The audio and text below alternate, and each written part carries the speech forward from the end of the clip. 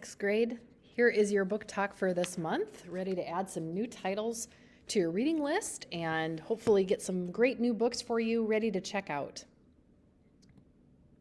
The first book I'm sharing today is one of my favorites in adventure, The False Prince by the wonderful Jennifer Nielsen.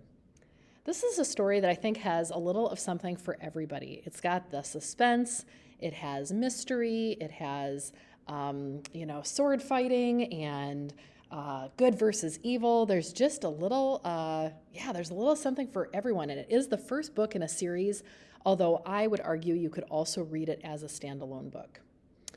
We have a kingdom that is fractured. It is broken, and civil war is, it's just on its way, if not already in the midst. Connor, who is a nobleman of the court, is trying to bring the kingdom back together and unify these people who are on two sides of an issue or a couple different issues.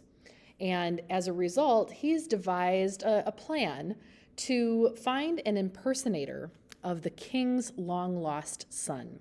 He believes this is going to be the thing that's going to bring the kingdom back together, and he doesn't have the best motives for it. In doing so, he thinks if he can find someone who can impersonate this long-lost son and install him as the prince once again, everything could kind of come back together and work to his advantage. Connor goes to the local orphanage. He comes up with 4 orphans and recruits them to compete for the role of the false prince. Sage is one of those orphans, but Sage is not a person to just go ahead and do whatever somebody else says, and Sage is very smart and realizes that Connor's motives are not true. He realizes that, however, unless he is chosen to play the prince, he will be killed. This is just the beginning to this story. What will happen when 4 boys are being trained to be this false prince? Which one of them is going to win, and what happens when one of them does? You have to read this book to find out. Call Me Hope by Gretchen Olson in realistic fiction is a story of a girl struggling with a really tough mother. And this mom is someone who clearly is dealing with some big issues of her own. Hope's mom is one who is verbally abusive to Hope. She says terrible things. She says things that tear Hope up inside. And because of this, Hope has to work on first healing herself and then work on building a relationship with her mother. It gets so bad at one point that Hope considers running away, leaving altogether. But instead, she comes up with her own system to kind of save herself, really. Every time she stands up to herself, every time that she, tells herself something good, when her mom says something terrible, she gives herself points. So she comes up with kind of this point system for herself as a way of, holding up herself and being resilient every time that her mom says something that's so cruel and hurtful to her. She finds a lot of comfort in reading the story of Anne Frank, The Diary of a Young Girl, the true story, and really sees and gathers strength and comfort from that story and draws upon that as a way of starting to build up her own self-esteem.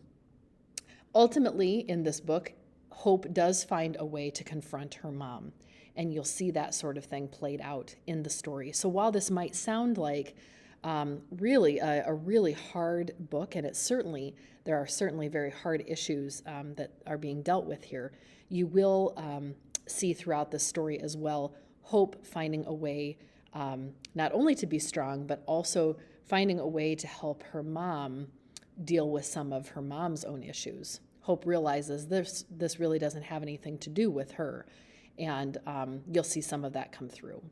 If that sounds like something that you'd be interested in reading, and it isn't for everyone, go ahead and pick up Call Me Hope by Gretchen Olson in realistic fiction.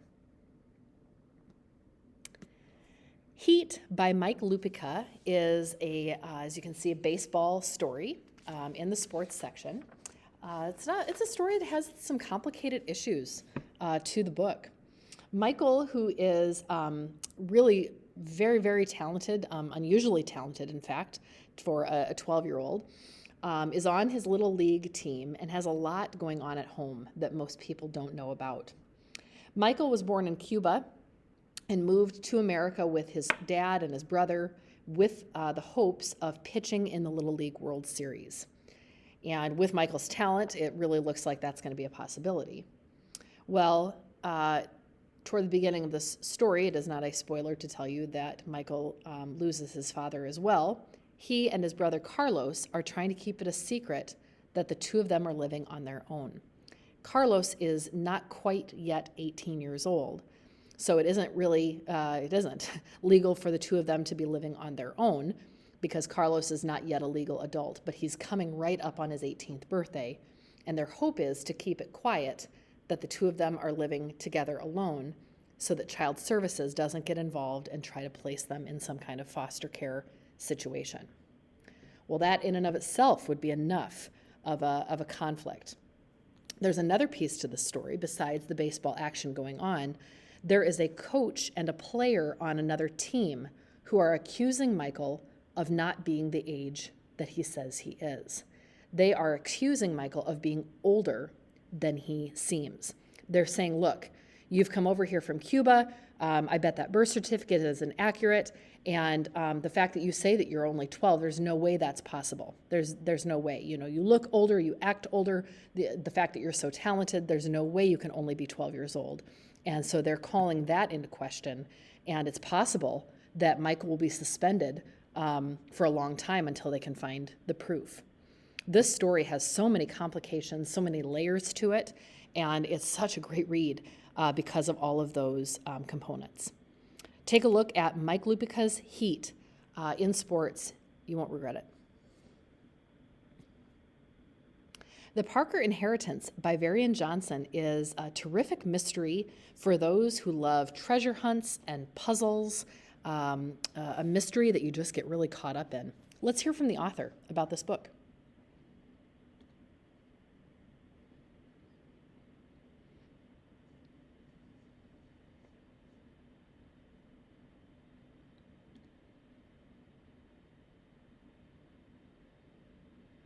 Hi, my name is Varian Johnson, and I'm excited to talk to you all about The Parker Inheritance, a puzzle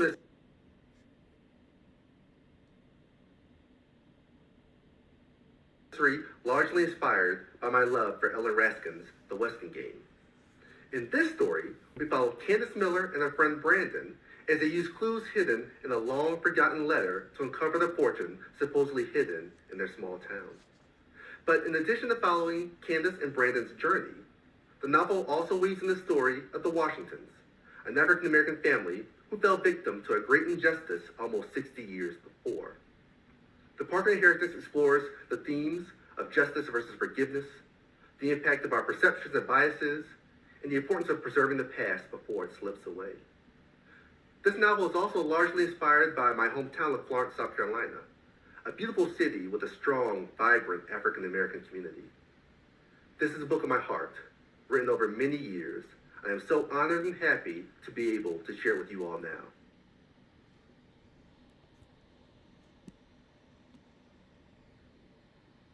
Take a look at that one in the mystery section under J for Johnson.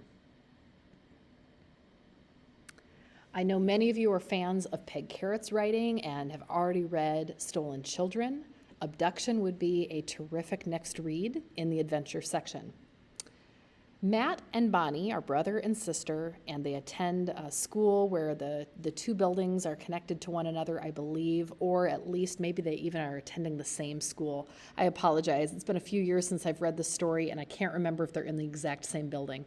At any rate, Bonnie's class is interrupted.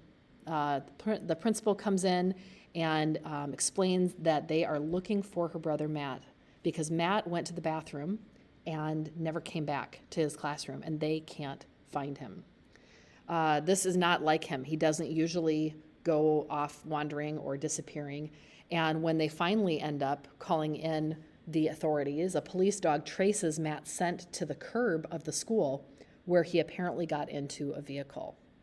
This doesn't make sense either. Why would Matt go anywhere with a stranger? This is yet another kidnapping story from Peg Carrot. And if you enjoyed Stolen Children by the same author, this would be a great book to pick up. Find out what happened to Matt and discover exactly how Bonnie's going to get involved as well. Ghost by Jason Reynolds in sports. If this is not one I've recommended to you yet or one that you haven't read yet, then I'm not sure what you've been reading, but you've got to read this book. It's so great and the first in a 4-book series. Our main character's name is Castle, but he gets the nickname Ghost and prefers to go by it. You can read the book to find out why. He learned to be quick, and it's what allows him to end up actually being on the track team eventually in the story. He learned this to be quick the night his dad tried to shoot him and his mom. Now his dad's in prison, his mom's working extra shifts at the hospital, and Ghost spends a lot of time on his own watching people. And when he is outside at school one day and happens to see the track team practicing, he wonders what it might be like to join that group. And it becomes the start of something really huge for him. Jason Reynolds writes a story that is so fun, but also includes so many life lessons and just really gets to the heart of the people in this story, the characters. The first book is Ghost, but it's a friendship of really 4 kids, and each book in the series centers around one of those 4 students. Take a look at this one in sports by Reynolds. Last but not least, The Night Diary by Veera Hiranandani. I hope I've said her last name accurately. The book trailer does a fabulous job introducing you to this story, and I love the format of this historical fiction because it is written as letters from Nisha, our main character, to her mother. And I think it's such a neat way to tell this story. I don't know how they could have done it differently, and I just love that format. Let's take a look.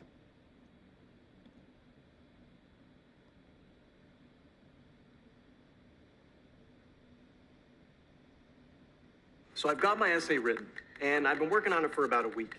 So now I'm going to show you how I use Grammarly to edit. Okay, so here's my essay.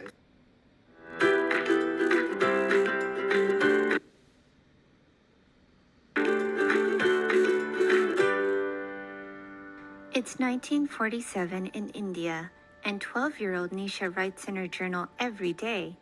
Each entry is addressed to her mom and tells her all the everyday things, like how Kaze, their cook, lets her help prep the dough for fresh, warm chapatis, or how her twin Emil loves to run, jump, and draw, how Daddy hums her daily prayers, and how Papa comes home tired each day from working as a doctor at the hospital. But soon, the daily hum of her life is disrupted when the British rule ends and the country is divided into 2, Pakistan and India. Violence also starts to erupt between religious groups, leaving Nisha's family stuck. Papa is Hindu and Mama was a Muslim. Where does her family belong? If they leave to India, would it mean leaving Kaze, who is more considered a family member? Learn more in The Night Diary by Veera Hiranandani. So in my own reading history, this is the first children's book I've read that discusses the partition of India. It is written in a diary format with a glossary at the end, but overall this was just a very meaty book. I hope that you'd consider picking up this really excellent story, and it is in historical fiction. You'd look under H. Hopefully one of these books sounded like one that you would want to add to your reading list. And of course, as always, you could put these books on hold using your iPad. You could add them to your list for later reads. You could come down to the shelves during your checkout time and see if the books are available.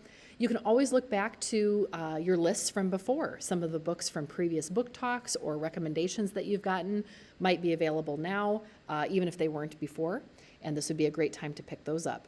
Please, when you come down to the library, take a look at displays, take a look at books up on top of the shelves. We're trying to move those around a lot so that you can pick them up and look at the backs of the books, the inside flaps. We try to ask students all the time for recommendations of books to put up on the shelves if they've brought them back and said, wow, this was a really good book. We are trying to add those up on top of the shelves and suggest them to other students, especially if they're books that I have not had a chance to read, because your recommendations are the ones that really matter. From here, if you also wanted to take a look on your iPad, remember to go to the library catalog button on the library homepage. Take a look there on that Destiny Discover. You can take a look and see our banners are changing every couple of weeks. We try to pull up some different books for you to look at, and that's always another nice way to shop for books to read. You can take a look at summaries. It's a chance for you to shop by genre as well. So even if you're not down here in the library space, it is a great way for you to look and see what sorts of books you might want to be doing some browsing for. Thank you so much for your attention to the book talk, and happy reading.